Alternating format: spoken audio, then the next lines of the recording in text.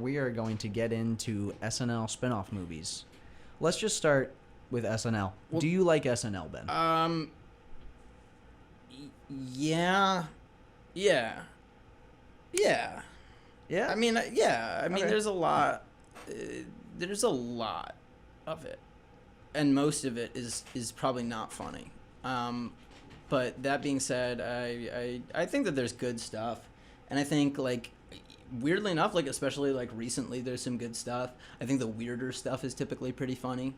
I don't know, but yeah, there's really good stuff in there. There's just a lot of not awesome. Yeah, I find that SNL is mostly sketches that I'm just incredibly bored by, where I get the joke immediately. I mean, yeah, that's and then you're just like sitting there watching them do the same thing like 3 times, and then like the third or fourth time it's like even crazier, and then the sketch ends. Yeah. Did you know any people in like high school or middle school, or even now I guess, who were really into SNL and like in middle school? That was me. And like you were the SNL kid? I have an older sister who actually does like stand-up comedy in LA and everything. She loves SNL. She adores it. She's one of those people who wants to get into Second City and then onto SNL one day. But like, so yeah, this so is like in middle school, I watched a lot of SNL, and that's where I saw most of these movies. Because I feel like there are SNL kids that are like, I was not like an SNL kid. that are always, I just watched the show. But like, you know what I mean? They're always like real into like old school SNL and like don't even know why. It's just because like their parents like it. Like, yeah, that's kind of my sister, but my parents, they like the show and they definitely introduced us to it, but they're not as hard into it as my sister is. Like people who are like, oh, dude. People who are like a kid our age who's like funniest comedian of all time, Steve Martin, and you're like, that's dude, Steve Martin is the best SNL member who's not even an SNL member. It's like, but that's like not. Dude, him and Alec Baldwin have that thing where they gotta host it more times than the other. It's an unreasonable stance to have as a young person. Is that like even if he's funny, like Steve Martin, that's just very weird and unnatural. He doesn't do enough for our generation right now for us to be like, yeah, Steve Martin's the best. Yeah. Hey, but if you like the jerk, then you like the jerk. So we're just gonna be running down these in chronological order. These are what we watched. Together, we watched all of these over the last. All of them except for one. All of them except for one. Yeah. Which we couldn't. Although you didn't watch 2. Oh, I didn't watch. You only watched Superstar. Superstar. We'll briefly touch on that one. Which, it didn't seem like there was. Yeah, there's not. I mean, okay, so here's the spoiler. None of these are good. Or is there anything in there you're like, that's good?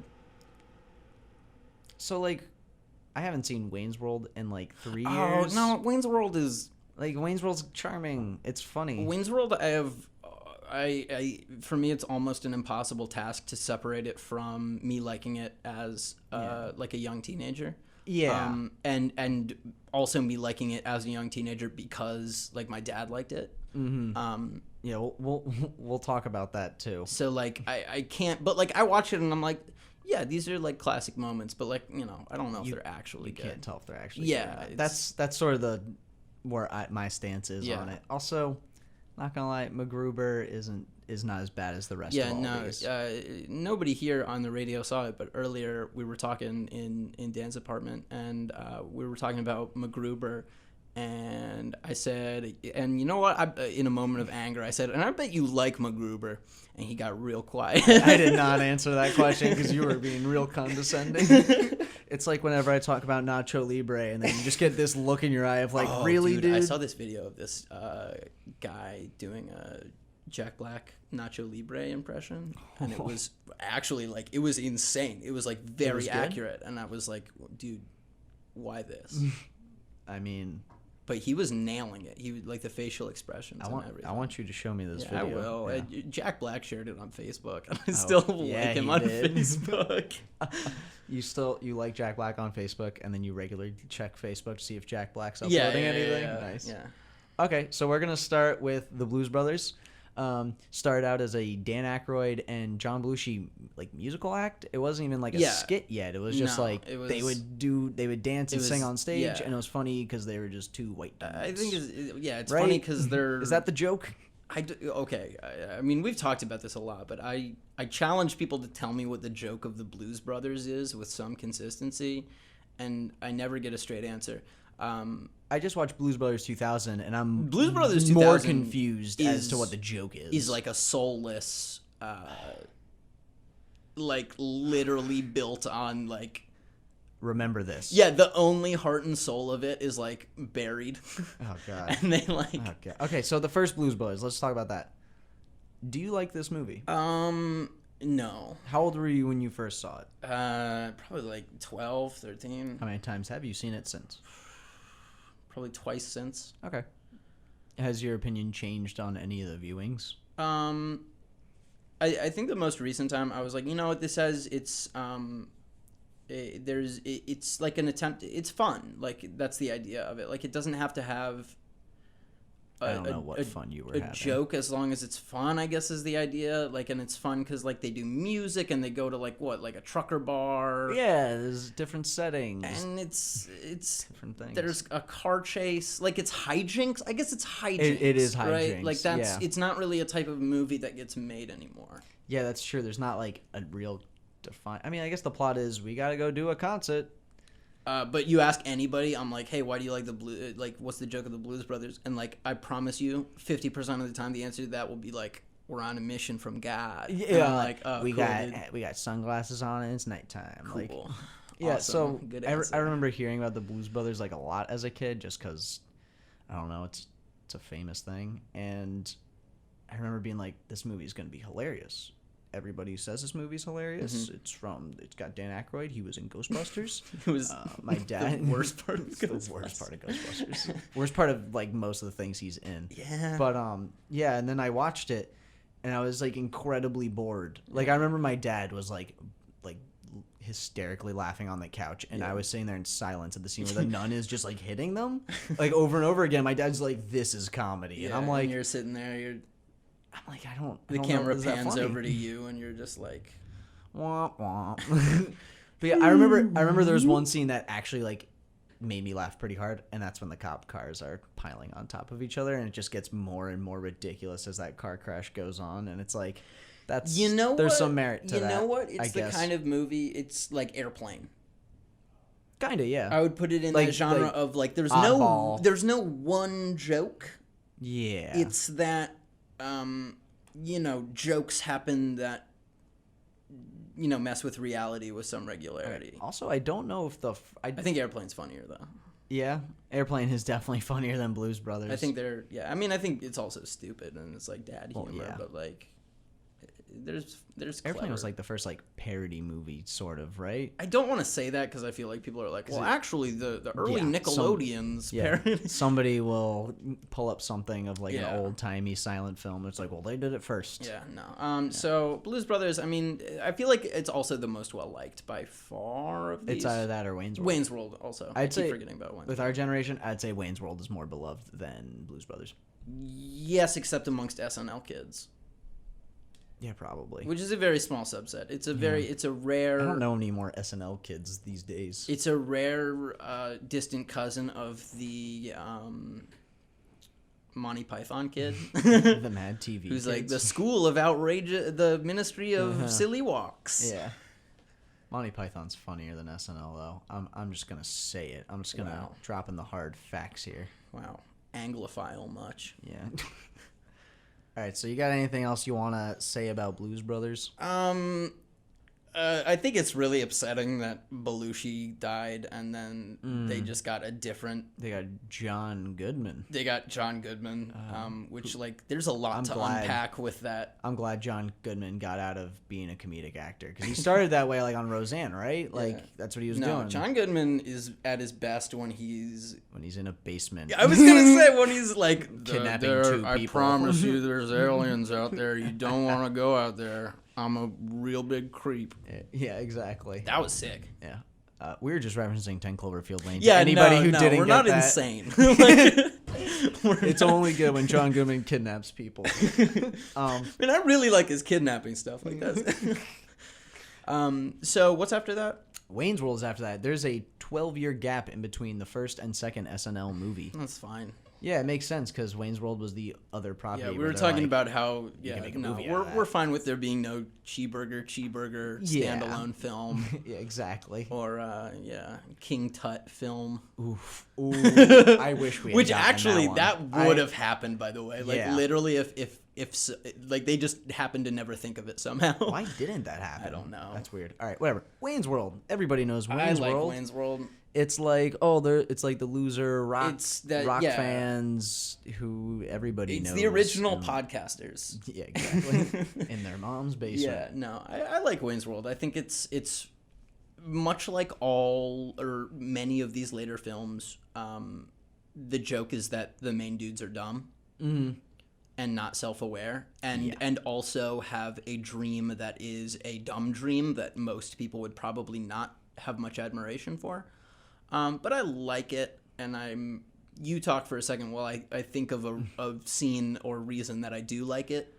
Okay, well, I got one right here. Okay. It's the scene where he goes into like a guitar shop, like an instrument shop, and he gets like a sweet guitar, and he's like, "Oh, here we go," and he starts playing. Oh yeah, the No Stairway scene? Yeah, he starts playing Stairway, and the guy goes, "Hey," and then just points to a sign. It's like No Stairway. I'm like, oh, that's pretty funny because Stairway's like. I like way when overplayed. they go into the donut shop with I want to say Ed Helms, but that's not right. That is not. Ed Helms is an Ed Harris. Ed Harris. Not Ed Harris, probably. No, Ed Harris is Westworld. Is that all you know Ed Harris from? He's Come on. Is it? Is it O'Neill? Ed O'Neill. Ed O'Neill. I'm looking at it right Ed now. O'Neill works at the donut shop, and he's like Modern really Family. He's he? like, you know. I haven't seen either of the Wayne's World movies. When the Native Americans would like kill somebody, their blood would melt into the snow, and they thought the steam was the spirit leaving their body. And then just like Wayne and Garth look at each other, and he's like, "All right." Yeah. Like, I don't know. I like it. There's charm. They're losers. It's got Rob Lowe is actually pretty funny in it as like the straight man, where like he's a bad guy, but it's like heavily leaned on that it's like he's not a bad guy, he's just a person who has his life together. Yeah. And like because it focuses on Wayne, that makes him the antagonist. Yeah, I like that. I also like the jokes in the movie are really stupid. They get really out there, as every SNL movie does, but this one seems to be more fitting. Like in this movie, there's that scene where Wayne and Garth are like talking about they don't want to do product placement in their music video. And it's the taste of a generation. Yeah, and they like pull up Pizza Hut and they get all and it's like, oh, that's pretty funny. But then like you see jokes sort of like that in like the Blues Brothers 2000, and you're like, man, this feels horribly out of place. It's like hacky. It's like when it there's no charm. when it messes with like it's like, hey, this is a movie. Yeah, exactly. Okay, wait. I thought of two other great Wayne's World bits. Yeah, one is I know that this line was improvised, which is how you know that I was a stan for this movie in my youth. When Garth says, "Did you ever think Bugs Bunny was hot when he dressed up as a girl bunny?" To something I don't remember, but just it's very out of nowhere, and they laugh at it. And the other funny part is very similar to the Ed O'Neill line, is when they're talking to Alice Cooper backstage. Mm-hmm. And he's just like totally laid back. Yeah, he's just like, really Milwaukee is taken from the Algonquin word Milwaukee, which means the big place. And they're just like, all right. Yeah, no, the whole Alice Cooper sequence is that's actually hilarious. Very funny. Yeah. Do you just want to skip Coneheads for right now and just talk about Coneheads Wayne's World 2? is real bad. No. Let's talk about Wayne's World 2. Oh, Wayne's World 2 is real bad. I haven't seen Wayne's World 2 since like I watched Wayne's World 1 in high school, and I get the two often confused because I remember thinking like those were about equal in goodness. I mean, it is to Wayne's World what Blues Brothers 2000 is to Blues Brothers. Is it really? It's not that. Yeah, because it seems it's like not this that one, much of a bastardization. The turnover rate on this one was pretty quick. It came out the next year. Wayne's World 2 came out the next year? Like Wayne's World 1 was Valentine's Day, 1992, and then Wayne's World 2 You're telling me they were dropping Wayne's Worlds with the frequency of Hobbit movies? It was more like a 2 years because it's like December 1993 versus like, and then like from February 1992. But like, it's still like a year turnover rate right there. I remember it has a lot more stars in it. I believe because like the first cameos. one was like musical cameos, because they're putting on a festival is the premise. Really? And, I don't remember anything, it seems. Is he Wayne still with that girl? is trying to get that's the whole thing, is like he's trying to get back, and the conflict comes from like, okay, I don't know, hey man, are you gonna choose the girl or are you gonna choose music? I might be misremembering this. Okay. No, I didn't rewatch Wayne's World 2 this. this week. Yeah, no. I don't think I rewatched anything this week. I was going to, but I watched a lot of things for the first time, and I'm mad that I did. yeah, I got too upset with the things I had already watched. Yeah, no, I'm not psyched that I've seen a lot of these things now. There's a scene in Wayne's World 2 where they reenact the ending of Thelma and Louise. That sounds right. It's Yeah. like a joke where they go Okay. off a cliff in the car. Like, I'm sure. That seems correct. There's a fairly extensive dream sequence. Oh, I remember that. Yeah, it's like in the desert. Uh-huh. There's some cameo. Of course. All right, yeah, so I think that's enough for the Wayne's World franchise, because obviously we don't have very strong opinions about 2. I like Wayne's World, though, but I also recognize that I don't really... It might not be a fully justifiable stance. Yeah, that it could just be nostalgia. Yeah. It could just be like, hey, we found this really funny at one point. Yeah. But then I got some other things to kind of disprove that later. Stuff that you used to think was funny. Yeah, exactly. Yeah, okay, so Coneheads. I haven't seen this movie since I've seen this movie twice. Once when I was a real little kid, and then once again in high school. And I remember in high school just being like, this is incredibly boring. It's really stupid, and the plot is like not at all interesting. It's about like a high school girl in prom, right, or something. There's like, I know prom's that's involved. like the B plot. The A that's plot the B plot? What's is the A that plot? they're coneheads. Tang. They're aliens. They come down and they're from a planet with cone heads, and they have to pretend they're human. So do you which will be difficult, as they have quite the way of talking to each other. Do you like the Coneheads sketch on No. SNL? I never found it funny either. No, I was like, it's not. They're aliens and they eat Tang. Like, is that really that funny? No, it's... Oh, and they have goofy heads. There's a scene where they're in a motel, and they're watching people bowling, and when the ball, like on TV, and they're watching, when the bowling ball crashes into the pins, they're like, ah! Oh, because it looks like them. them. But they don't really. Yeah, that's what I was going to say. But they don't. Like, Unless they were cone unless bowling. that wasn't the joke, unless we were overthinking it and they were just really scared by like For those loud pins. noises, and like it's a much more like upsetting movie then, where they're just terrified of the world around them. I know in the end they get back to their home They planet do. There's a because scene- David Spade's on the lawn, like looking up, like, what's going on? Oh, dude. Because he's like an FBI agent, right? Him David and Chris Farley. David Spade is like... We'll do a David Spade episode. There's a level of actor that's like in all this stuff. You know what I mean? And it is your David Spade and your Chris Kattan. David Spade's better than Chris Kattan. Tim Meadows. Yeah, everything where you're like, oh yeah, that guy. I know the face. I know that face for sure. They're in funny things, or things that are supposed to be funny. They're around. They're like Tim Meadows was in like 3 of these movies. Tim Meadows is in a lot of these movies, I feel. He was in many of them. Michael Richards was in 2 of them. What other movie was he in besides Coneheads? Because I remember him in Coneheads from when I was a little kid and being like, is that Kramer from Seinfeld? And then my dad was like, yeah. And I was like, he's in this movie? I'm like, how come he doesn't have more movies? And that's when I find out what happened to Michael Richards. That's like a true story. Wow. I have to go now. My planet needs me. Wait, what other movie was he in? I thought he was in... Yeah. I thought he was one of the radio execs in Was oh I watched this movie The last Ladies' night, Man. and you're right. Yeah, that did happen. Yeah. He did show up because I was like, oh my god, that's Kramer. Yeah. So there were 2 Michael Richards movies, many Tim Meadows movies. Mm-hmm. Tim Meadows is just two Molly Shannon movies. Yeah. Yeah. What movie are we talking about? Coneheads is really bad. Let's just drop literally. Coneheads. No, here's what you can do. Here's what you can do. You can, I mean, and this goes for all of these things because they're based on sketches. You can look up Conehead sketch and you can watch it, and you'll get halfway through it before you're like, this is bad. And you'll also now have the premise of the full length movie down. Yeah, one thing that's really big with these movies is that some of them are just based off of like one-note sketches, and then that's what they decide to do with the entire movie. Any character that's from a sketch is a one-note character, right? Like the closest, unfortunately, the closest you get is MacGruber. That's what I was gonna say. To a real movie. I was gonna say the closest you get to a character that isn't just like one joke.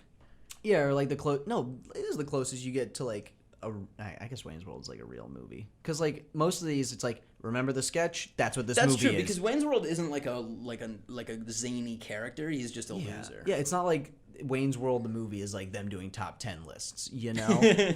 But like It's Pat is like a movie. Like, no, but they say schwing. Okay, yeah, fine, but like, you know, there's more to the movie than the sketch. Yes. The problem is that a lot of these movies, that's not the case. Yes. With our next movie, It's Pat, this one flopped the hardest. It had an $8 million budget and only made $60,000 in theaters, which is just, that is $60,000 more than it deserves to make, though. Honestly, yeah. Okay, so you've seen the sketch.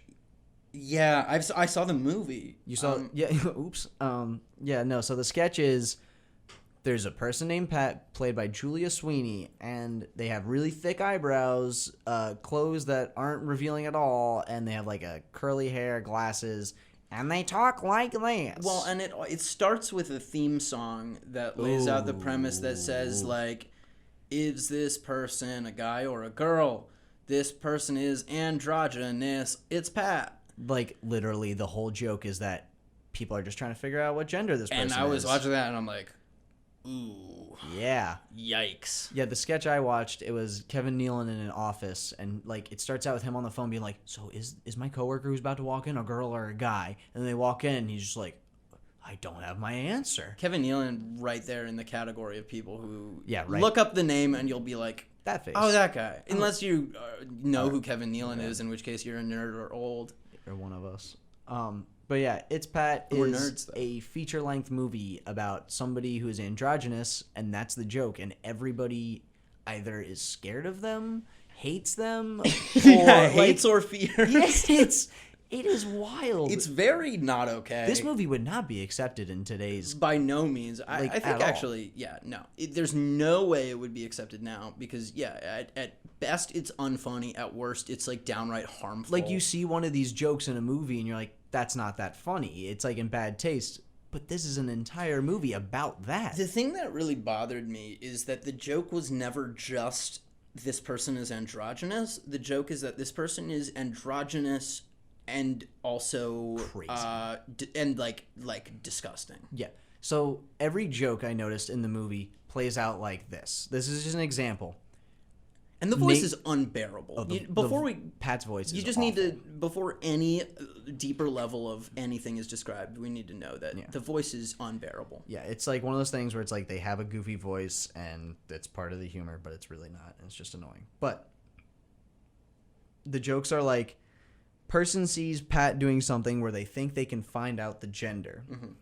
They then make it so they can go to what Pat's doing, figure out what Pat's doing, find out that they're not finding out that gender, and Pat's doing something zany. Pat did something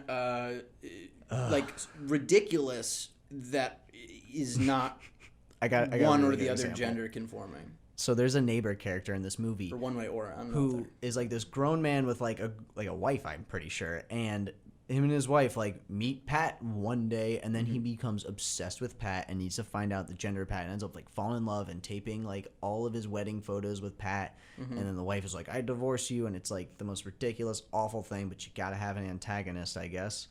And there's one scene where he's spying on Pat with a video camera through Pat's bathroom window, and Pat is standing up and above the toilet, and you hear a pouring noise into the toilet, and you're like, oh, they're peeing standing up. It's a guy. So he runs over and barges into the bathroom, and it's like, oh my God, really? And he gets in the other apartment, barges in the bathroom, and Pat's just pouring orange juice down the toilet. And and they never explain why. Is, no moment can be, the joke is never just,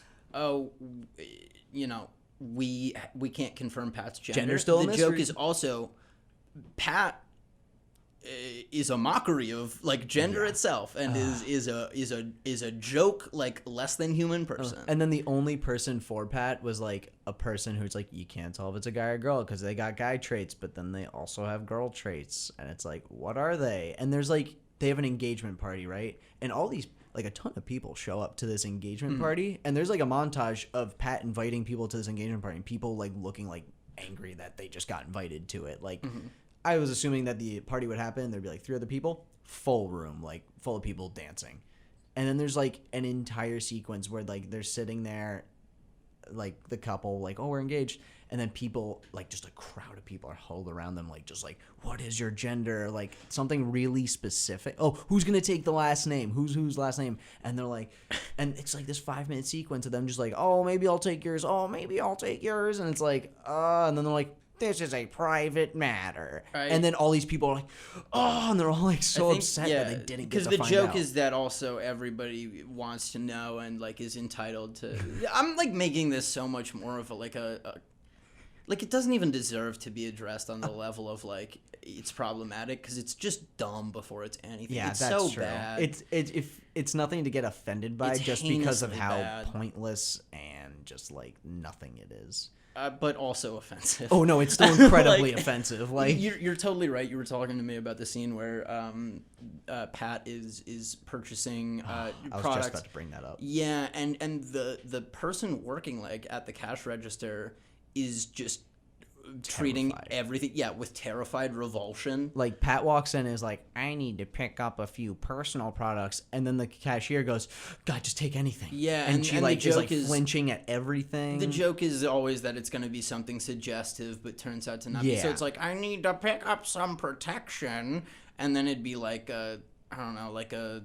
I forget what it was, but it was like, I gotta protect myself like from sunglasses. This. Like, I gotta protect my eyes, you know? And you're just like, ugh, this is... But the person is, like, cowering, like, no. Yeah, the person is, like, flinching, cowering, and then it's like, just take everything for free. And like, you don't want me to pay for it? And like, just get out. And it's like, oh my God. How did this get made? Like, did nobody think for, like, a second, like, hey, there are people like this? Like, you want to know the answer? No, nobody thought that. No one thought that. Maybe they did. They just didn't care. It was the 90s, baby. No, they chomped on their cigars and they blew cigar smoke directly upward in the air to show that they're reveling in their lifestyle. But no, they suck, and the movie sucks, and it's also like, why choose that as a sketch to be a full-length movie? Like, I've never even heard of It's Pat sketches before this movie. And like, what made them think, this is one we have to make into a movie after Wayne's World? The only context in which It's Pat is acceptable is if it's somebody's like one person stage play about like their own like experiences and like their identity and like stuff. That's the only acceptable way to view. That's not what this is. The events of It's Pat. I would love to come up with a bunch of scenarios where this could work well, but it did not this time. No, it's really unacceptable in every way. Yeah, this movie is horrendous. I think it was probably... Yeah, I'm going to say it's probably the worst one I watched. It's definitely the worst one. It's really short, though, too. It's like an hour 17, I believe, which was nice, but also not when I kept checking the time for the last 30 minutes of the movie. You can look up the It's Pat skit, and, you know, you won't find anything that'll make you happy. You won't be entertained. Yeah, like, do something else. Paint a painting, you know? Yeah. Tell someone you love them. Yeah, avoid It's Pat by all costs. It shouldn't be hard to do because I don't think anybody's talking about it. Yeah, next movie. Next movie was Stuart Saves His Family. We didn't watch that. We didn't watch it, but boy, did it have some star power. It flopped as well. This is the other SNL movie to make sub $1 million. It made $912,000 on a $6.3 million budget. Yeah. That is a big flop. And it's funny that was like the follow-up to It's Pat, just like another flop. Same with Dan Aykroyd. I guess Blues Brothers did really well. Blues Brothers 2000 came out right after Stewart, and it flopped. I guess Coneheads did well too, right? Because I'm thinking, like, dude just keeps wanting to make these sketches. Coneheads did not turn a profit. Coneheads made 30, or it had a budget of 33 million and made 21. He is just a glutton for punishment. Oh yeah, have you ever seen that one movie where he plays like a rich old man? Oh, what's it called? Is it new? No, it's old. Because Dan Aykroyd like wants to be the funny guy. So No. bad. It's like Dan Aykroyd in like old man makeup back when he's young, and it is something. He was playing Count Olaf in what's it called? I'm not Series of Unfortunate Events. It's Dan dude. Aykroyd. That was Ben Stiller. Okay, so Stuart Saves Family. We don't know much about it. I watched one of the sketches because I thought I was going to be able to find the movie. It seems also insensitive. It's also insensitive, and there's another reason. Al Franken is the star. Yeah, and he is not. Man, these movies lightly. just. They don't age well. I don't think they were received well, but they definitely do not age well. They just bump every step on the way down. Yeah. Yeah, we didn't watch it. We're not going to talk about it anymore. Up next was Blues Brothers 2000. Blues Brothers 2000 is disrespectful in a different Most way. anticipated sequel of Dan Aykroyd's career. Yeah. Was this movie like a passion project for Dan Aykroyd? Yeah, in fact, and this is true, he performs, Dan Aykroyd performs as his Blues Brother character. Are you serious? He does like live at like some venue, and I think it like costs a lot to be there. It's the same with like Woody Allen plays the jazz in like a club, and like everybody goes because they're fans of him, and like nobody cares. So he does in character Blues Brothers music, and I heard that he asked John Goodman, "Hey man, you want to do this with me?" And Goodman said no. And he's like, "Okay, cool. Yeah, no, I just I wanted to see if that was something you wanted to do because I thought it'd be a crazy idea." So it's like, why did they make this movie? Half of the team is dead. Like, okay, so John Belushi was in the first Blues Brothers, and he died after that movie. Was the best part of it too. Okay, he's like the funny easily. part. He like Dan Aykroyd was always the straight man. I took it from like their group. Like John Belushi was the goofball. Dan Aykroyd was more of the straight. Didn't man. they get other Belushis also in Jim Blues Brothers Belushi? 2000? I didn't recognize any. Yeah. But yeah, which is also weird, man. Like, can you imagine being either one of those guys? You're like, you want me because my brother died, or John Goodman's like, you want me because also he's a bigger dude, and you just need like that silhouette. Yeah, another like, fat guy. Yeah, that's. One really weird thing about Blues Brothers 2000 is that like the beginning, it's like him walking out of prison and then realizing his brother's dead. Mm-hmm. And that's about it for John Belushi's character. It's Yeah. like, he's dead. And then he's like, I got to put the band back together. And it's like, oh, wait, no. And then there's one more shot of like a burned down building, and there was like an old Blues Brothers poster. And I actually hated this part. This part kind of made me upset. It was an old poster, and it was burned up. And all you could see was Dan Aykroyd's character print on the poster, and then like a shoulder and the back of a head of like John Belushi's, but then there was a big hole burn in it, and then it says Elmwood, and Elmwood is Elwood. Elwood? Oh, I thought it was Elm. Okay, Elwood is Dan Aykroyd's character, yes. And then John Belushi's character name is like just straight up burned out as well, and I'm like, really? You're just gonna be like, nope, forget that happened. I think like it would have been something if you picked up that poster. I think that there's a meta narrative to Blues Brothers and Blues Brothers 2000 where Dan Aykroyd, who I realize we're just making into the villain of this show, but I'm gonna lean into rightfully it. so. Dan Aykroyd was like, finally, I don't have to live under his shadow. I can be the funny man now. Is this true, or are you just saying? I'm wildly slandering Dan Aykroyd, but that's my theory on the meta narrative. Yeah, he's like, now this is my chance to show everybody that finally, I'm the funny everyone will remember the name Aykroyd. Dude, oh my god. He also has the most uncomfortable scene in the first Ghostbusters. Yo, so okay, I could talk forever about that scene, forever. Because he's wearing the Napoleon costume, but nobody talks about the fact that he's wearing like a French admiral coat in that scene. Right. Also, my weirdest thing, why would the ghost do that to him? Do what it did. The ghosts are their enemies. It was a dream. That's weird. But also, yeah, it's in the montage of them being successful. Okay, no, I know that this is way off topic, but this is... No, go. I have a whole thing.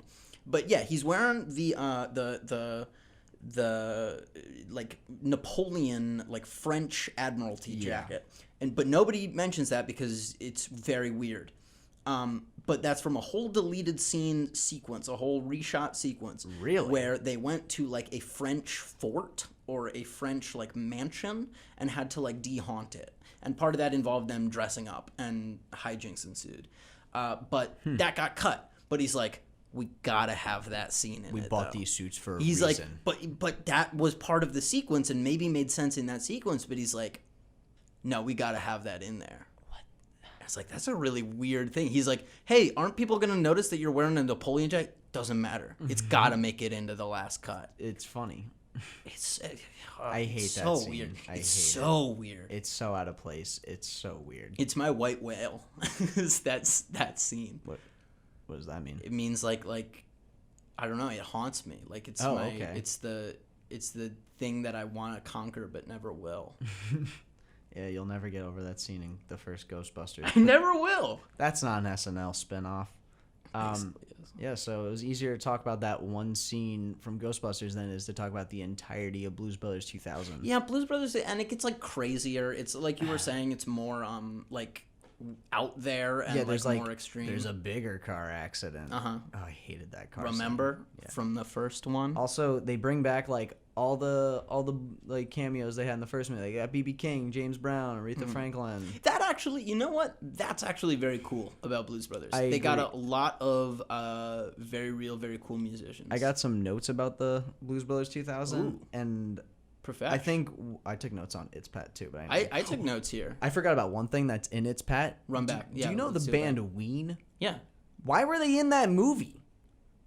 Remember, they were like crucial to the plot, and they were like in like the entire second half of the movie. Like I was watching it, and they just sort of came out of nowhere. It's like, we're going to a Ween concert, and it's like, is Ween really like? Yeah, very deliberate. Like what? And then like there's symbols everywhere, and they're at Ween. And Dean and Gene Ween are straight up like characters who talk to Pat and give Pat advice. Yeah. And they're like, and it's sort of like Wayne's World, where it's like a famous but person it's like being like, Ween. I love you, but Wayne. But it's like Ween going, I love you, Pat. And it's like, very weird. Like I guess like that does tweet everybody. If Wayne's World loves Alice Cooper, tweet at Ween. Yeah. If you could, if you're active on Twitter. Yeah. Tweet at Ween and be like, hey, I loved you and It's Pat. I loved your guys' role in It's Pat. Although, feel like I loved you in It's Pat, but I feel like you need to address the problematic elements. You need to answer for the problematic elements in that film at Ween. Okay, so back to Blues Brothers 2000. Sucks. Can I just go through these notes because they're pretty funny? Go for it. First one is, what the heck? He abducted that kid. Yeah. Wait, no, this is the whole movie. The whole movie revolves around abduction. A nun is like, here, watch this kid for 2 hours for some reason. And then he's like, okay. And then he just takes the kid to like, he goes, all right, kid, wait here. I'll go get a car. And then the kid just follows him to the police station where the kid then pickpockets a cop and somehow knows to do that to get $500 for a car. And then he's like, all right, we got the car. Let's go get the band back together. I'm going to bring you to a strip club. Yeah, like, so I just want to say that this guy, Elwood, just got out of jail, right? Yeah. He's on parole. Yeah. If any of the actions that take place in this movie, especially regarding transporting a kid across, like, state lines and stuff, he's going away for life. Yeah, right? Like he's... If the end of this movie wasn't the end of this movie, this guy would be going away for life. You're right. He would, life sentence, done. He abducts a kid and brings it to a strip club and that gets shot up by Russian mobsters. Yeah. And then still decides to keep the kid and keeps the kid in danger and includes him in his band. I also hated the kid. Hold on. The one word to describe this movie is awkward in all caps because the movie is edited horribly. It is so awkward. Like, every joke, there's a lot of lines, especially from the guitar player. There's like a guitar player in the movie from the band. He's got like a mustache. Yeah. Every line he delivers is awful. He's the one that Aretha Franklin sings to in like the beginning. I know what you're talking about. Yeah. Every delivery he has, he's got like a smile on his face. He has, like look in his eyes. He's like at the camera. He's like right now I'm on a movie set. It's like this is exciting. And also the kid's acting was awful. I mean, yeah, I hate, and every time that kid was dancing, I wanted to like stop. I wanted to close my computer and be like, "Can I just not?" Choreographed, like, this kid is a cool cat. This kid knows how to dance. He likes the blues. Yeah, I heard that. I said Aretha Franklin! ! Question mark. And now a musical number. I mean, if you got her, I guess. But why is she just singing Respect? Like, why is she just singing her one hit song? And the transition into it was the worst. She's like, and when you get home tonight, I want some respect. And she goes, if you know what I mean, respect. And then the musical number starts, and it's like, really? She just turns back. She's like, all right, I said it. Now pay up. She's like, literally, it's just like, you had her sing a hit from 30 years ago that obviously is overplayed at this point. Say the line. And then, like, they just have her do it. It's like, I'm pretty sure most of the songs in the movie are, like, written for the movie, maybe? I don't know. Maybe that's different for all the musicians. Maybe they just did covers, but... I don't know. And it's a strange... It's a sequel to a movie that's very unique, and the sequel doesn't understand, like... the balance of elements that were in the first one, and so it's just weird and it feels like plastic. It doesn't know what made the first one like resonate with people, what made people like I don't even want to say good. Yeah, I stayed away from the whole good thing. I said what resonate with people. But yeah, memorable. Yeah. I think the strongest part of Blues Brothers 2000 is just like the soundtrack. None of the musical numbers are good. All of them are out of place, annoying, I thought the strongest part. You ready for this? Oh, boy. I thought the best part was the ending. Are you talking about the end credits, because it's over. Oh, man. Yeah, but the end credits. The best part of the movie was the end. The best part of the movie was not the end credits, because the end credits of the movie was all just like more footage, and then there was straight up a like 2-minute after credit scene of James Brown singing in a tent with like Dan Aykroyd and like John Goodman again. And it's like, because Dan Aykroyd now gets to be this? cool. Why he's is cool? This still... because he's like, dude, if I'm singing next to James Brown and I'm singing blues, then I am by the the associative property as cool as James Brown and as good a musician, but also I do comedy, so in a way I'm kind of better than James Brown. Jack of all trades. Master of all of them, I guess. I wrote in my notes, okay, there was one good gag, and it's when they open up the trunk and the kid has like an entire bedroom set up in the trunk with like 2 dressers and like a bed, and he's just sleeping, and I was like, I went, huh. And yeah, okay. That was it. It was like, oh. Yo, that's... In real life, that would be a very different scene. Yeah, like, right? Like, that's like what we see, because the actual truth of what that scene would be is, like, far too upsetting. All right, so I want to talk about 3 scenes in particular that were really frustrating with this movie. The first one, they're in a diner and a cop shows up. Mm-hmm. And John Goodman, Dan Aykroyd, and the kid are in the bathroom. And they're like, oh, cops are here, and we need to escape because the cops are after them. Yes. And Dan Aykroyd's like, he looks at John Goodman's shaving cream and goes, I got a diversion. And then the kid runs out and goes, everybody run, it's a monster, or whatever. And then John Goodman comes out and he's like, oh no, his rabies is kicking up or whatever. Mm-hmm. And then Dan Aykroyd walks out with like a pumpkin head shape, like a big circle on his head of just shaving cream. And his sunglasses are right like over it. And he's just walking and like bumping into stuff. And in my head, I'm like, what? Is this a joke? This is supposed to be funny. The fact that he just has like a mound of shaving cream on his head, blocking his face. And then they get by the cop, no problem. Yeah. And it's like, the cop would see through this. Was the cop afraid? What was the cop, you didn't even see the cop's reaction to it. You just saw them it worked. Go through the diner, and then it worked, and then boom, they're in the car driving away. I know that consistency and like... I'm not looking for like excellent continuity here. Continuity, that's the word I was I'm just... The gag itself made me upset, so I decided to nitpick. No, it's not good. Another scene is when they go to a concert, and then they realize that they're booked for a bluegrass concert. And they're like, oh no.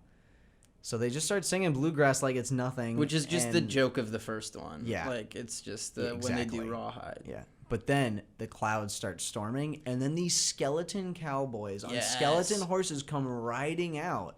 And I'm just like, is this supposed to be funny? Or is it just supposed to be like a visual thing? Because either way, it's not working. It didn't have any impact on the movie. It was just, skeleton cowboys. This is Shyamalan, for sure. That's a Shyamalan. That didn't make sense. And then the last one is... It's an unneeded element of weirdness that just muddies the water. Like, exactly that. It's a Shyamalan. I don't know what Dan Aykroyd and John Landis were thinking when they came up with that bit. But yeah, and then the last one was the whole time there's this one cop who's supposed to be like a stepbrother to him, and the cop is like, no, it's basically that's The not Departed. True. It's like, both not a co-op. two sides of the law. Yeah. Blood, family. Yeah, exactly. And then there's like a whole reverend church in a tent scene, and the cop is there, and James Brown and another guy are going, you, and pointing to the cop guy, and every single time they point at him, he like shakes. And then eventually they're like, you have to feel it in your blood. You have to feel it in your blood. And then he goes, and he starts like flying and like floating. He rips through the tent, is like in the sky with like a bunch of gold sparkles. And he's like, I feel it. I feel it. And then he transforms into a blues brother, and he's a blues brother for the rest of the movie. Yes, it's like anime. It was something. It's like you take something that was like antagonizing or something that was like in their way, and it's gone, removed. And also he turns into a blues brother. That's an insane thing. And then he's like, I am okay with all their crimes now. I'm a blues brother. I understand fully. And then the ending, the way they beat the cops and the Russian mobsters and the white supremacists are just, Erykah Badu is like a witch lady in New Orleans, and she just turns them all into rats. The end. That's... Yeah, no, they're rats now. Yeah, it's a lot like The Departed. They're just rats. There's just a bunch of rats in the end. Yeah, so I watched that movie today, so I had some strong opinions. Ben, I know you got some strong opinions about our next movie here. Yeah. Will Ferrell, Chris Kattan. Yeah. Classic here. Chris Kattan, the heavy hitters. Yeah. Night at the Roxbury. Okay. Based off the SNL sketch where they bob their heads to What Is Love by Hathaway. Yes. So I remember I told you that I had some takes on this. Yeah. And my first is that I enjoyed it. What? I enjoyed Night at the Roxbury. Okay, so I've seen Night at the Roxbury 3 times. First time I watched it was in middle school. My sister showed it to me, and I was like, man, this movie's pretty hilarious. And then I watched it a second time, and I was like, this movie's not very funny. And then when I watched it a third time, like late into high school, I was like, this movie is downright terrible. I never want to watch it again. Mm-hmm. And that's why I decided not to just skip You're like, I'm not giving it the time of day. Exactly. Tell me why you like this movie now. Like is a strong word. Enjoyed is also, it's a strong word, but like I laughed at it a pretty decent amount. And compared to everything else on this list, that isn't Wayne's World or Blues Brothers, or MacGruber. We all get one. We all have one mulligan.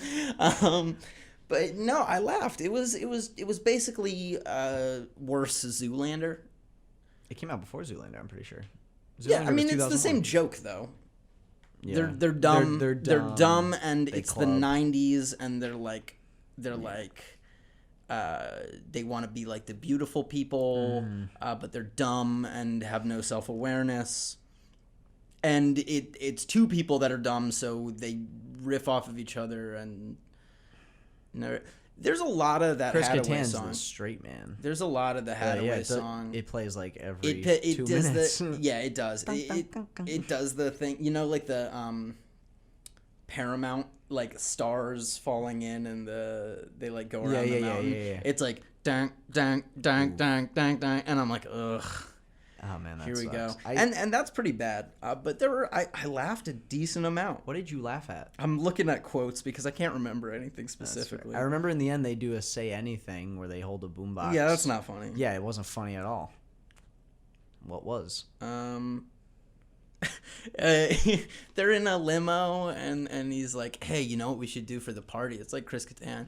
He's like, we should get a bunch of cans of Cool Whip. Yeah. And the girl's like, oh, like Whippets? And he's like, what? Like, that's kind of funny. Like, yeah, and then they like do Whippets for like the rest of the movie, right? Yeah, but they just like they don't. He's like, no, just I like Cool Whip. Yeah, yeah, I remember that. That's not funny. No, I think it's funny. Yeah.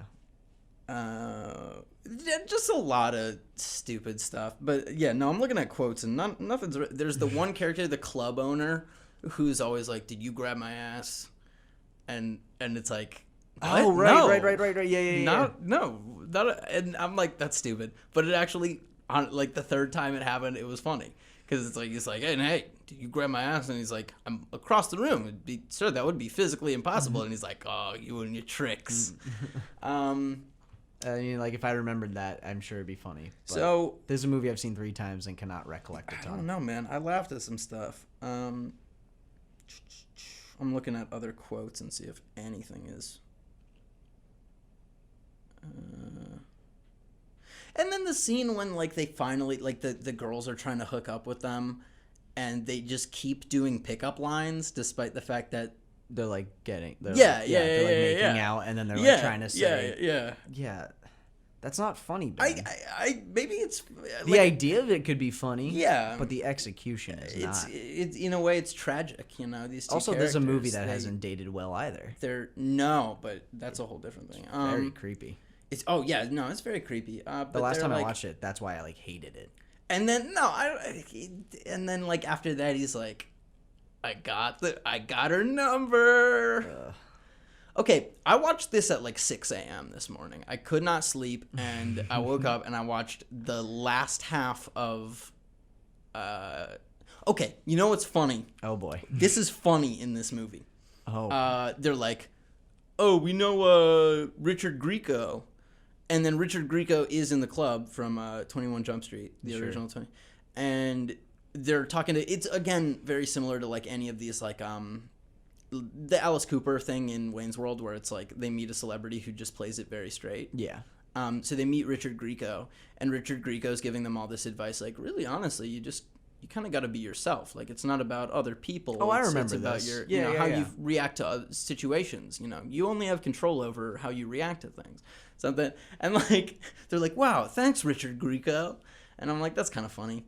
And then was that it? Was that the funny part? Yeah, well, and then in the end, he's like, there's the dad is getting really mad at because dad hates him, right? Will Ferrell is like, not getting married. I thought, right. Richard Grieco steps in and he's like, as an actor, I'm a very good judge of like human character. So if you'll allow me, I'd like to talk to you and help you work through this. And then it cuts back to them later, and the dad's just like, wow, you see right through me, Richard Grieco. That is pretty funny. But I don't remember that. But I laughed at things in it. Did you laugh at any of the time they just bobbed their heads? One time. What was it? They're going up in an elevator at like Mr. Zadim's headquarters, and the elevator music is What Is Love, but it's an elevator music version. Oh. So they're lightly doing their heads, and I'm like, that's not funny. And then like a woman walks in, and they both like do the very polite like, oh, hi. And then just like continue, and I'm like, it's kind of funny. All right, so the next movie. No, I have more things to say. You have more things to say about this? I have this? more things to say. We need to. So the important thing that I noted about this movie is that it is an essential piece of pre 9/11 media and must be critically analyzed as such. For example, how so? Did you know that the brothers, the Butabi brothers, the guys, the Will Ferrell and Chris Kattan? Yeah. Okay, yeah. Are of Yemeni descent? No. Their family, they're supposed to be Yemeni. Okay. What? Really? Yes. Will Ferrell is supposed to be Yemeni. Yes. His dad's like, our family's from Yemen. The Butabis were Yemenis. I don't remember any of that. So, but this is like, that was the stereotype of the time, and it changed so quickly, because the stereotype, they meet like Mr. Zadim. And like, it's all like, oh, Middle Eastern, like, going to clubs.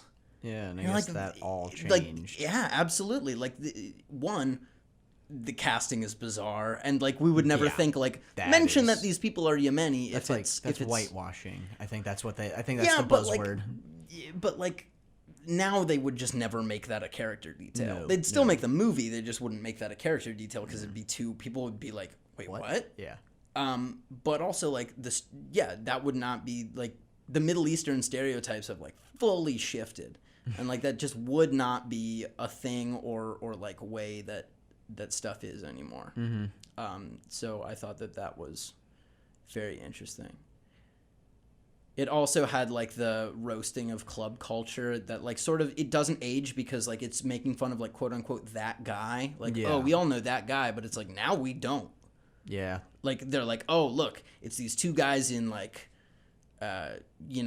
skinny pants, and they have big like sugary coffee drinks, and they go to clubs and are Yemeni. And they have those haircuts, and they listen to like that weird. Oh yeah, they have identical haircuts. Yeah, and they listen to like the weird, and they're like brothers, and they listen to the weird like transitional techno music where it still like had lyrics. Yeah, I don't. It's not a type of person anymore. It's a misrepresented type of person. Very weird. All right. So yeah, essential to understanding the pre 9/11 mindset in America. You have to watch A Night at the Roxbury. You have to watch. Yeah, it's a you watch. Oh my god. Yeah, simpler time. All right. So the next movie, if you're okay with us moving on from A Night at the Roxbury. Yeah, noted funny movie, A Night at the Roxbury. It's not funny. It's not good. I enjoyed it because I had been. You laughed at it. I had been eating gravel all week, and you gave me, you let me squirt some ketchup on it. Yeah.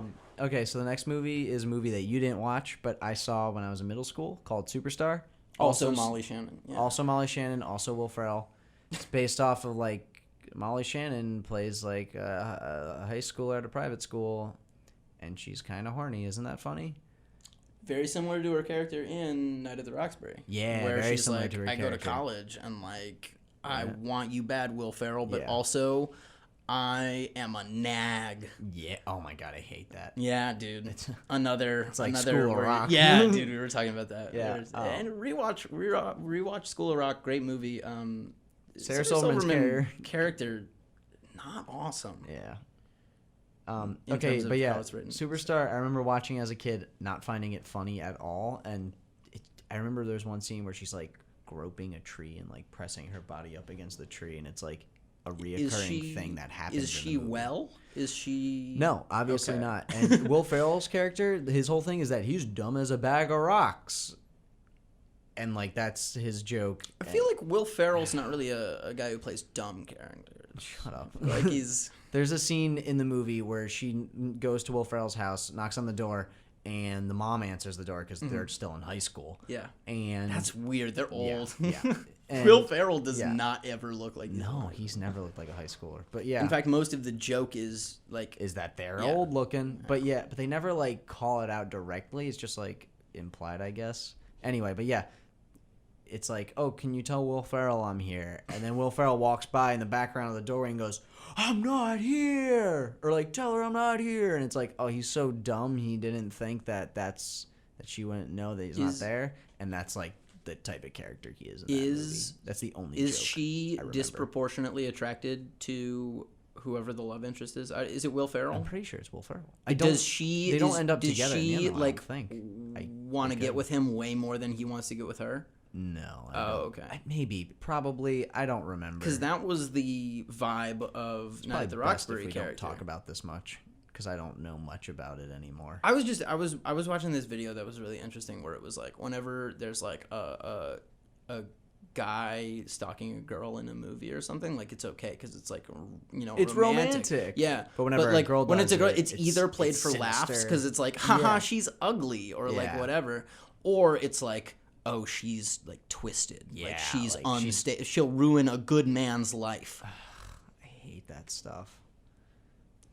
That's like very. She will gone girl that man like nobody's business. Yeah, is that a verb? Gone girl. Yeah. Do not. I will gone girl you.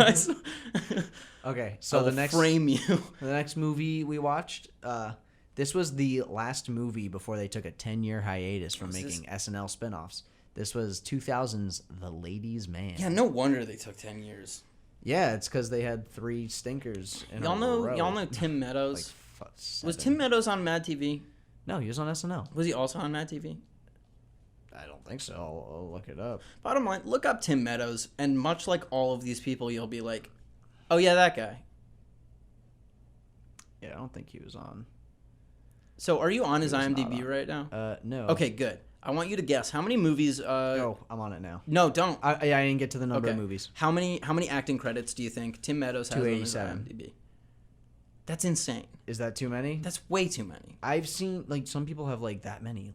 For some reference, Al Pacino has 58 acting credits. Okay, yeah, but that's Al Pacino. He's definitely more selective with what he's in. Adam Sandler has 74 acting credits.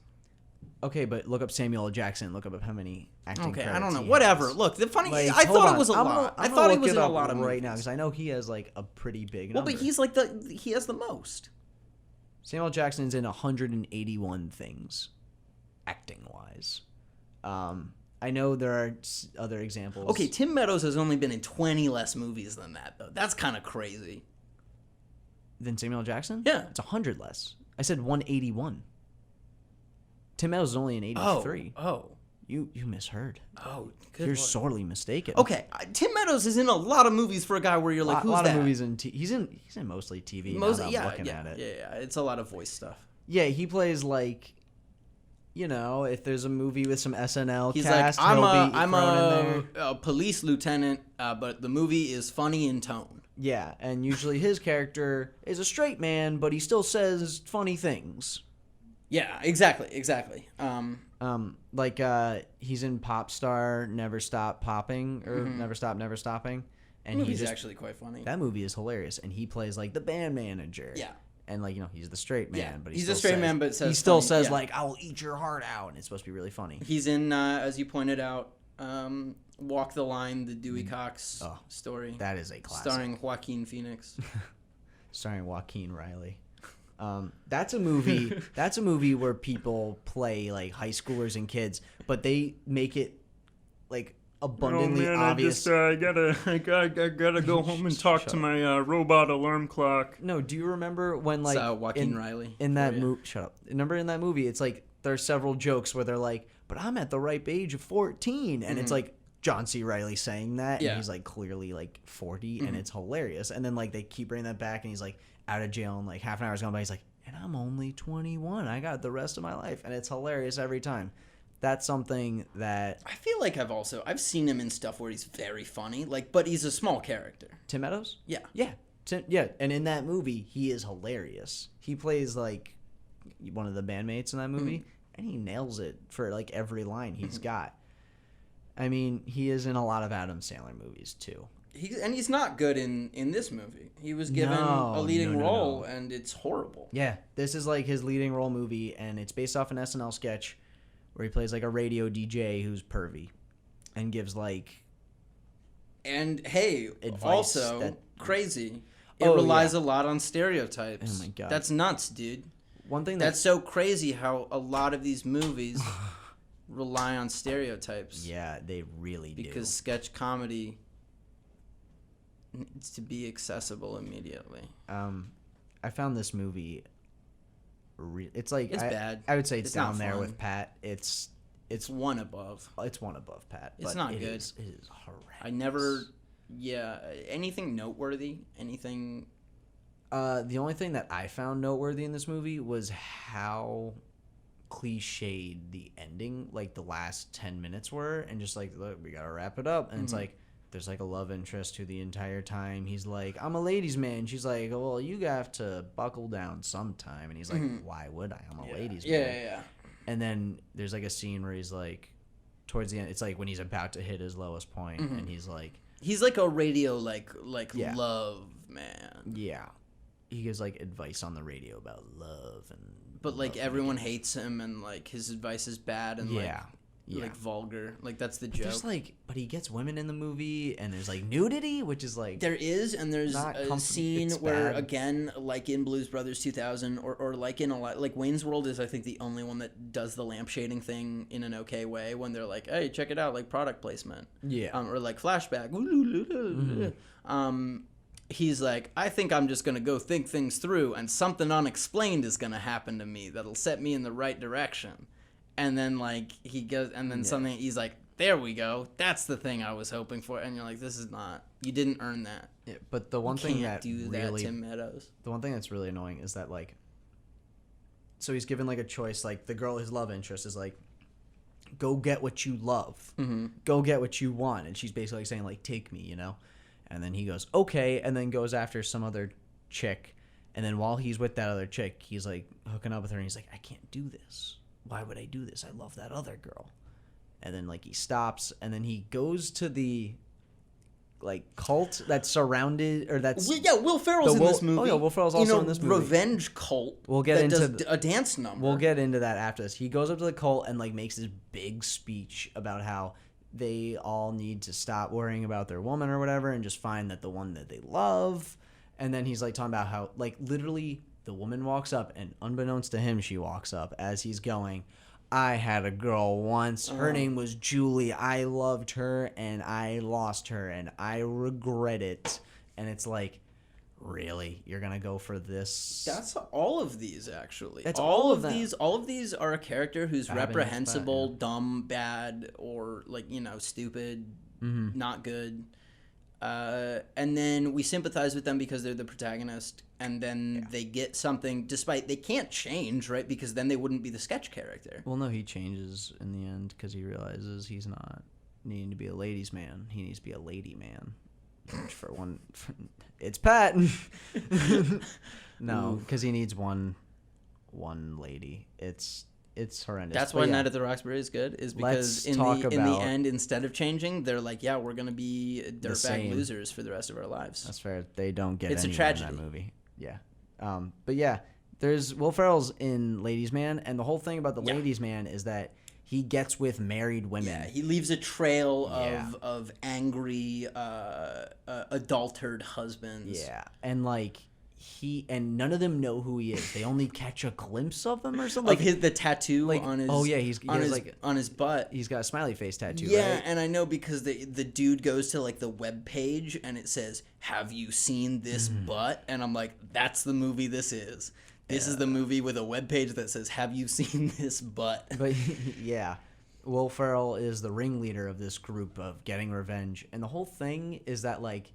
They do like show tune. There's like a big homophobic and yeah. God, these movies suck on every level. It is wild how like badly these movies age, just in terms of like how the people act and what's supposed to be funny. Yeah, dude. But then again, pop star Never Stop, Never Stopping is really gonna take on a different tone once. I don't know, something dark goes down with like Seal. Yeah, 10. And we're all gonna be like, "Oh, that movie was offensive."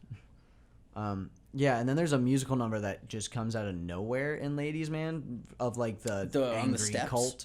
Yeah, and it's like a singing in the rain, like choreographed like music number. It's a show tune. It's awful. It comes out of nowhere and it's played for laughs, but you don't laugh. And then it like. It fake ends, and then like, oh, they're in an elevator, they're still going, and it's funny. Yeah. And then like a 5-minute scene goes by where it cuts away to like some dialogue or whatever, and then it cuts back to them. Yeah. And immediately as it cuts back to them, they're just like walking down a dock, like snapping their fingers, singing. Well, they did that because they know the secret is that nothing is funnier than thinking something's over and it not being over. That's where the real comedy's at. I love when that happens. Anything else you want to say about the Ladies Man? It had one great thing about it. Great? I mean, it had one great thing about it. Is this an impression that I'm not picking up on? It's Billy D. Williams. You got a lot of nerve coming here after what you pulled. Yeah, Billy D. Williams is in this, and he's a narrator for like half of it, but then it stops being a movie that's narrated. It's Pat is a movie that is entirely narrated. The entire thing is narrated by Pat. He's like, no, this is when... There was actually a scene that was very funny, but I don't think for the reasons it was supposed to, where Billy D. Williams is like... It's during a flashback early on, and he's like, and that's when he realized that he was a ladies' man. He knew that he had the powers of love. And we see, like, young... kid, and then he walks through the door, and it's supposed to be a shot of like he walks in, and then it's Tim Meadows, but Tim Meadows has a fairly defined face. He's got a liney face. Yes, and the transition was very jarring. It was like watching like Oh, so this is definitely you laughing at the movie. Yeah, no, it was like like of a poor decision. What does a prune turn into, or what does was it start a prune out before? I think it's a peach, right? No, what? That's not right. You think a peach turns into a prune? I'm Googling prunes, so I just stopped talking about... Oh, it's a plum. My bad. Yeah, it's like watching a plum turn into a prune. Like, instantly in front of your eyes when he goes in that door and walks out as grown Tim Meadows. And I was just like, ugh! Yeah, that's... But Billy D. Williams was awesome. I mean, he wasn't, but, like, he's cool. It's awesome that he was everything in it. he says sounds cool as hell. Okay. They make a dude eat a lot of gross food in the bar, because there's the guy who's like a jerk because he wears suits, and then he's like, yeah, well, do you eat like pig's feet? Like, are you actually like from the neighborhood? And that's the guy with the broken neck, right? No, it's the dude who used to be dating the woman, and he's like, he runs a radio station, and he's like, oh, it seems like you're still playing with children, I see. And then they're like, we just made you eat a bunch of gross food. You got punked by me, Billy D. Williams, the grandpa from the Boondocks, and the one lady in this bar. Yep. I remember that scene. These movies are bad. I don't think there'll ever be a good sketch movie. The weird thing is that like a lot of them have like celebrity cameos. Yeah. And remember in It's Pat how Kathy Griffin was in the entire movie as herself? Yeah, Kathy Griffin was Kathy Griffin. There was one other maybe person in It's Pat, but other than that, Ween? It's Pat was pretty dead compared to the others in terms of cameos. No, there was another person besides No one Kathy wanted Griffin. to sign on to that one. Yeah, no, duh. I wouldn't sign on to it, Yeah, and no I would duh. sign on to anything, dude. Okay, so the final movie we got to talk about before we wrap this up here is MacGruber. This one is the last SNL spinoff movie to come out. Came out in 2010, 10 years after Ladies Man. And it's based off the MacGruber sketches, which are a parody of MacGyver, where it's like he has to defuse a bomb using like paperclip, toothbrush. Yeah, like regular items, like, you know. But the whole thing about MacGruber is that he's just like an arrogant jerk, and he doesn't know how to actually do anything. And they die in the end of every sketch, and it goes MacGruber, and like that's the funny part. I feel like I had to put myself out there for Night at the Roxbury. I would like you to, in earnest. Don't worry, I got this. Yeah, make your case for MacGruber in earnest language. Okay, if you would. So flashback to 7th grade. SNL was hilarious to me still. MacGruber sketches were like, if I was watching SNL and MacGruber sketch came out, I'd be like, all right, we're gonna have MacGruber sketches this night. This night. Like this night we enjoy MacGruber sketches. MacGruber. Yeah. So, and then I heard there was a movie coming out, and it's directed by Jorma Taccone, and Jorma Taccone is. Did you know who that was at the time? Of course, I knew who Jorma Taccone was. He's Kevin from A Hot Rod, and he's 1/3 of The Lonely Island. Jorma Taccone was hilarious, dude, and he directed it and co-wrote it with Will. I forgot that all those Forte guys have and Seth real Meyers, weird names. dude. This movie and the trailer was hilarious. I was so ready for MacGruber. Went to go see it. Right, I go with my mom, me, who's 7th grade at the time, my sister, who's a freshman in high school, and my brother, who is in. If I'm in 7th, he was in 4th grade. We get there, and the woman who we're buying the tickets from is like, are you sure you want to be taking these kids to this movie? And my mom goes, it's fine. They've seen The Hangover or whatever. And then she goes, it's worse than that. It's like Borat bad. And then my mom was like, oh no, because we hadn't seen Borat yet. Borat's got like a lot of nudity. Was it Borat bad? No, not really. But I feel like Borat. It is very inappropriate. Yeah. Like for MacGruber, when they were making it, they were shooting for an NC-17 rating. Like they did not. So weird. It's annoying. Who would go see an NC-17? Nobody sees those movies. That's why they don't get. I guess made. that's very true. But like, who's like, you know what I love? The MacGruber sketches. You know what they need? NC-17 rating. Yeah, like. But once you see the movie, it makes sense. Explicit content. But the movie is deeply explicit content. But like the bad guy's name alone is something we can't say over air. Yeah, but the words we can and can't say are arbitrarily selected. That's true. Okay, but either way, if I wanted... The woman at the movie theater tried to stop my mom, and all three of us got upset. And we were like, because my mom was like, do you guys want to go see Iron Man 2? Because that's what was out. And we were like, no, it's going to be the worst of them. We were like, what, Iron Man 2? Are you kidding me? I don't want to watch that. I want to go see MacGruber. We all saw MacGruber. Had to close our eyes during 2 scenes. The scenes where he's going, Ree. I'm going to tell you right now, yeah? You didn't have to. I know I didn't have to, but my mom made us. And I remember laughing hysterically throughout this movie when I saw it in 7th grade. I thought it was the funniest movie. It was also one of the movies I just got away with seeing because we could persuade my mom. That gives it an extra edge. Weight. Yeah, like it felt more accomplished. Like, yes, this is exactly everything. And like I've worked hard. And I can see. talk to other people, be like, "Oh, you got MacGruber? Oh, you haven't seen MacGruber? Your parents won't let." Ooh, that's. I was never that type of kid, but okay. Oh. No, but yeah. Well, that's a bummer. I mean, I saw it, but that's just So the movie was hilarious to me. I saw it again on HBO early high school, and I was like, this movie's still funny. So obviously, some of it was dumber to me, and I was like, watch it again in college, and you want to know what? It's got its moments. There is the whole bit where a car drives by and like goes, hey, nice car, idiot. And then immediately MacGruber looks at that guy's car and memorizes his license plate. It's like KFBR 280 and there's something, and he just like keeps reciting it. And then later, Ryan Phillippe is going through his notebook, and it's just like notes about like what they're gonna do. You know, Felipe. What did I say? Philippe, yeah, Phillippe. This night, Ryan Phillippe will be gracing us. Ryan Phillippe is hosting This Night Live. But yeah. And then he's going through notebook, and it's just riddled with that license plate number and like drawings of him like burning this guy's car. And then each page is just like a giant K, like a giant this, that. Yeah. That is hilarious, dude. I don't know what you can say to argue this, but that's very funny. Also, there's the celery joke where MacGruber has a distraction, puts celery up his butt, and goes around going, ring,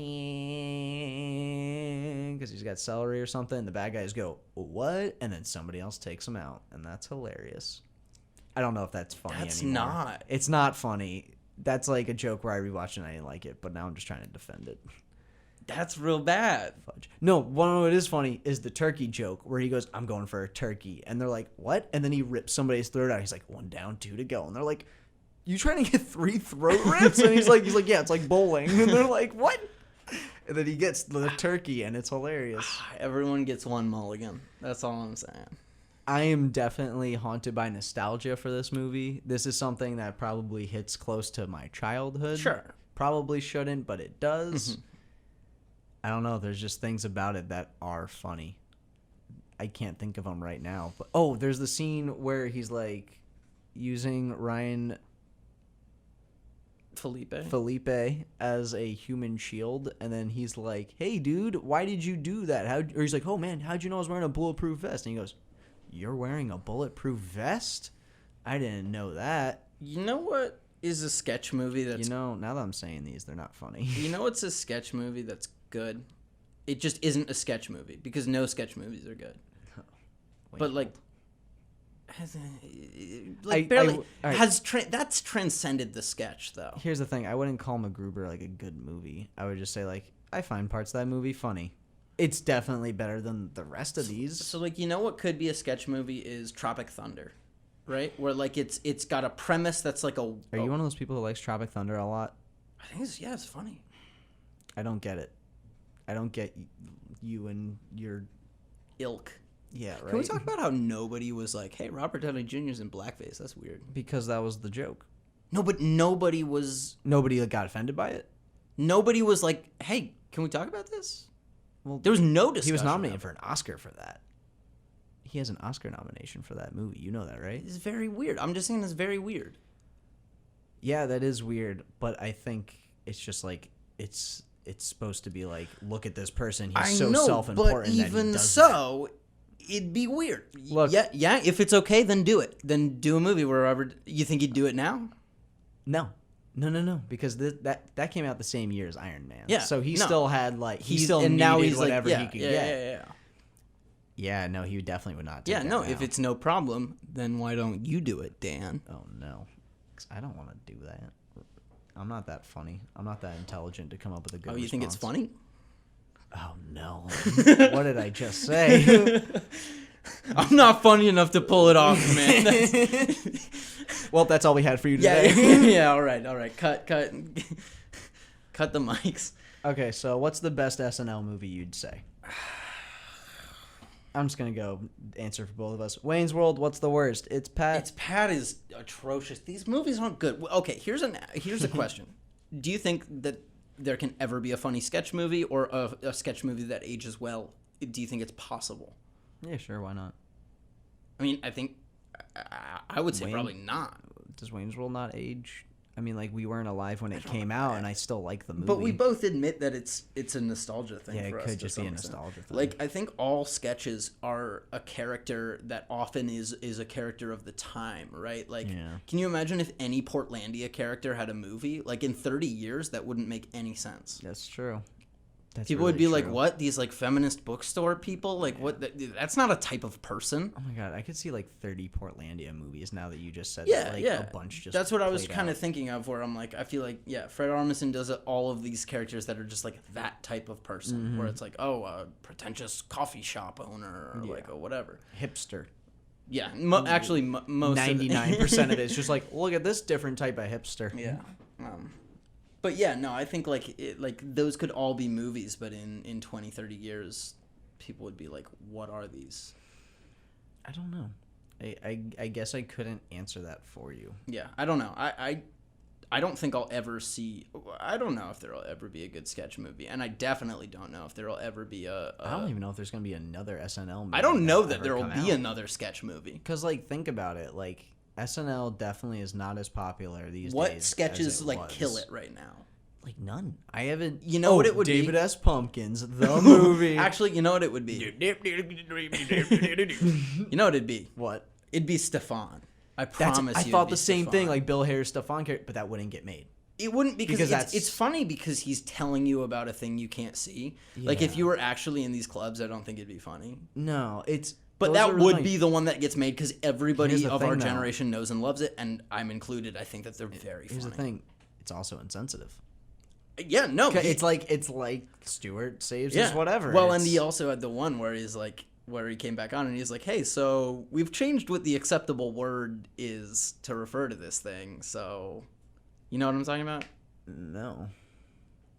Well, he had one where, like, over the course of his run as Stefan, a word was changed that, went from being acceptable to being not acceptable.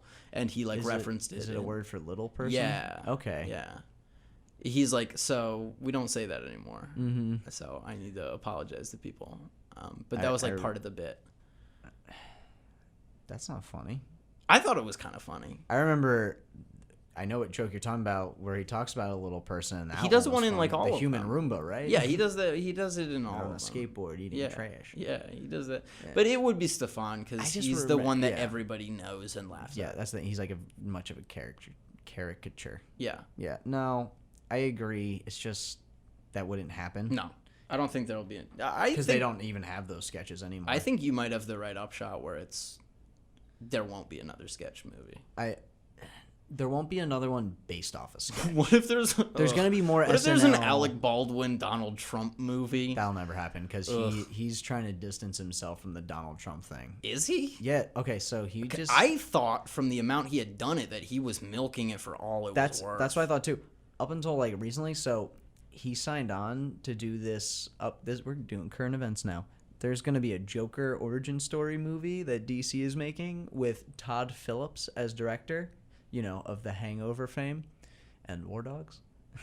Don't worry, they saw The Hangover. Yeah, and yeah, that's true. And then Alec Baldwin was signed on to play like Batman's dad, like Wayne Sr. Yeah, John Wayne. Yeah, John Wayne Sr. He's like, look here, and Pilgrim. The whole thing was that you need to fight crime. Alec Baldwin signed on to this movie, and then they were gonna try to make the character Trump-esque, and like. They're going to try to make it so that Bruce Wayne's dad is like a Trump, like a big executive businessman. And Alec Baldwin was like, yeah, I don't want to just be playing that character. For like the rest of my existence. Yeah, like I don't even think he does it that well. I don't either. Like I never saw one of those sketches and laughed. This is like the most current events we'll get. Yeah. Here we go. Get it. Yeah, it's not. It's that one of the grimmest people talk about how the Trump presidency has changed our expectations in really harmful ways, where we've gotten used to, the president using rhetoric getting normalized. No, the most dangerous thing that's been normalized is really bad Trump impressions. All right, that's bad Trump impressions are annoying and all. Colbert's Trump, bad. Trevor Noah's Trump, bad. Alec Baldwin's Trump, bad. They're all bad. They're too nasal. I haven't seen a good one because nothing is making me laugh. Johnny Depp in that Funny or Die movie. What? There was this Funny or Die movie that like came out. It was a full-length movie. Full-length? No, it was like an hour and a half. The only full-length Funny or Die movie I'm aware of is Tim and Eric's $1 billion movie. Ooh. But no, it was like it was a Art of the Deal movie. It was a joke, but it was. I remember. It was pretty funny, and Johnny Depp's impression of him was Johnny Depp. Yeah, he was in like a bunch of prosthetics. Wait, as Trump? Yeah, he's like the main character. He's of Trump. That movie? He's Donald Trump. Yeah. Oh, I've scrolled. And I hate Johnny Depp, but I'm like, that's probably the best impression of him I've heard. Interesting. Maybe I'll have to check that out. Yeah, but that's the worst thing about the Trump presidency. It is. We're not going to get into that because I don't know. No, let's do that next week on Pod Save America.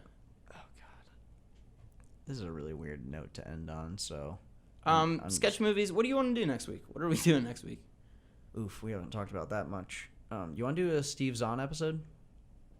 Yeah. I was talking about that. Yeah, no, I do. I talked about that with my roommate, and he was like... Wait, can we get Joe on for this one? we're going to get Joe on. We're going to get Joe on to talk about... Whatever episode we do Steve Zahn, we're to talk about Strange Wilderness? Exactly that. Okay. He was like, hey, why don't you guys talk about Strange Wilderness? Yeah. And I was like... Let's do it. Only if... Because I thought about it, I'm like, how would you do that? I'm like, Steve Zahn episode. Yeah. Easy. Yeah. We'll pick like 10 movies that Steve Zahn is that represents different sections of his career. Yeah, trajectory. His blue period, his cubist, like when he all the pathos. It's like it's like Matthew McConaughey. Like he loses a lot of weight for one movie. He goes down to like 90 pounds. He's like, I really wanted to, in this American Pie, the comeback, show that like my character's really been through a lot. Stifler has really been through a lot. Or is Stifler the main dude? Is he in those movies? Steve Zahn? He's not in that. Absolutely, he's in those. I thought that was Sean William Scott. I get those guys confused. Do you really get those guys confused? Yeah, they're both bad. We have to watch Saving Silverman. Ugh. Hey, that movie's atrocious. That's a movie. Hey, ready? That's another movie where I watched as a kid and thought it was funny. Listeners, the evidence has been presented. Yeah, okay, you guys now know. Make your You've decisions. seen my true colors. Hey, I hate that movie. I've seen it. But since. you're I guarantee that totally is Sean William Scott, and not Steve Zahn. Yeah, Steve Zahn is not in American No, Pie. but he is in. What? Sahara? Yes, he is. That is Sahara. what I was gonna say. Yeah, I read you like a book on that. I talk about that movie so much. Yeah, I talk like about more Sahara. than anybody else talks about Sahara. Yeah. Pretty sure Steve Zahn forgets that movie existed. No, I remember he has that line where he's like, I just shot a guy with a flare gun. And I was like, haha. All right, yeah. So we'll talk about Steve Zahn. If you don't know Steve Zahn, look him up. You'll be like, oh, yeah, that guy. Oh, this guy? This is what they're choosing to do an entire episode on? What? What dictated that? Yeah, so we might do that next week. Really, it depends on if we get our good friend Joe. Joe will be the person that decides whether we do our Steve Zahn episode or not. You'll hate him. Yeah, he won't be funny. He'll be rude. He'll be a rude, crude dude. He'll just say mean things to us, and you'll be like, "Wow, that guy is this a joke, nice. Or is he? Yeah, or did these two guys bring a dude on the show, and he's just somehow he's outnumbered but bullying both of them?" Yeah. So if you want to hear us get bullied, tune in next week. Bye.